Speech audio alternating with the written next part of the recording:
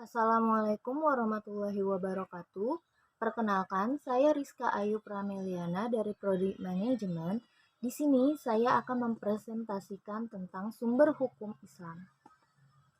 Pengertian sumber hukum Islam.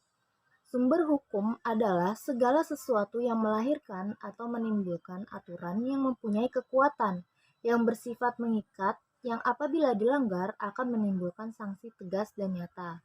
Dengan demikian, sumber hukum Islam ialah segala sesuatu yang dijadikan dasar, acuan, atau pedoman syariat Islam.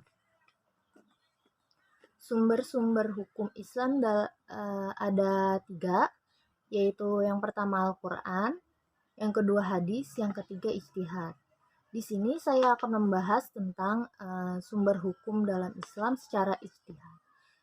Ijtihad itu menggerakkan tenaga dan pikiran dengan sungguh-sungguh untuk menyelidiki hukum yang terkandung dalam Al-Quran dan hadis. Pengertian ijtihad.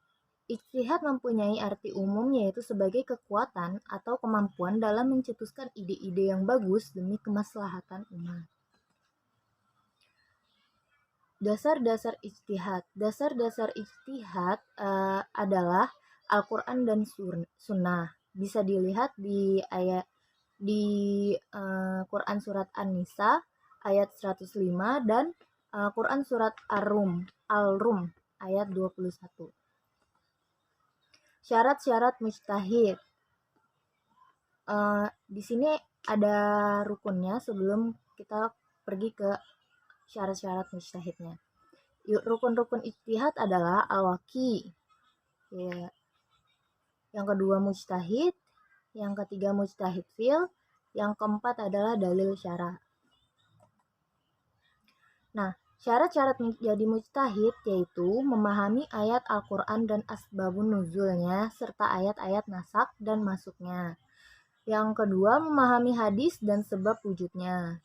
Mengetahui pengetahuan secara mendalam tentang bahasa Arab, mengetahui tempat-tempat ijma, mengetahui usul fikih, mengetahui maksud-maksud syariat Islam, memahami masyarakat dan adat istiadatnya. Yang terakhir, bersifat adil dan takwa. Selanjutnya ada bentuk-bentuk ijtihad. Yang pertama, ijma. Ijma itu suatu kesepakatan antara para ulama dalam menetapkan hukum agama Islam berdasarkan Al-Quran dan hadis dalam suatu perkara. Yang kedua ada qiyas. Qiyas adalah suatu penetapan hukum terhadap masalah baru yang sebelumnya belum pernah ada, tapi mempunyai kesamaan manfaat, sebab, bahaya dengan masalah lain, sehingga ditetapkan hukum yang sama.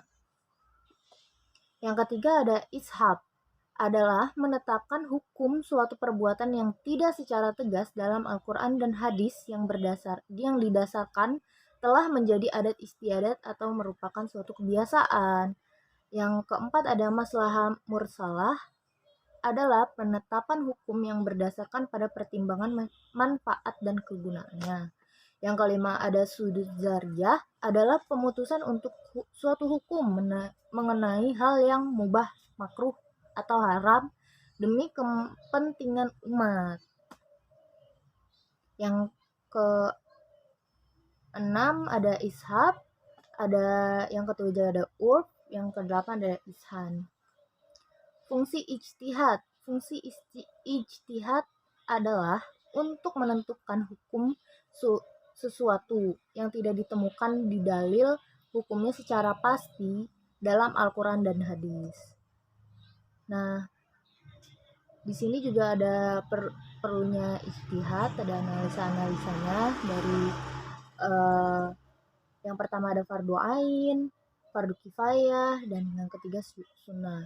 Dari kesimpulannya, Imam Syafi'i menegaskan bahwa seseorang tidak boleh mengatakan tidak tahu terhadap permasalahan apabila ia belum melakukan dengan sungguh-sungguh dalam mencari sumber hukum dalam permasalahan tersebut. Dengan demikian juga ia tidak boleh mengatakan tahu sebelum menggali sumber hukum dengan sungguh-sungguh. Nah, dengan demikian presentasi dari saya. Sekian, wassalamualaikum warahmatullahi wabarakatuh.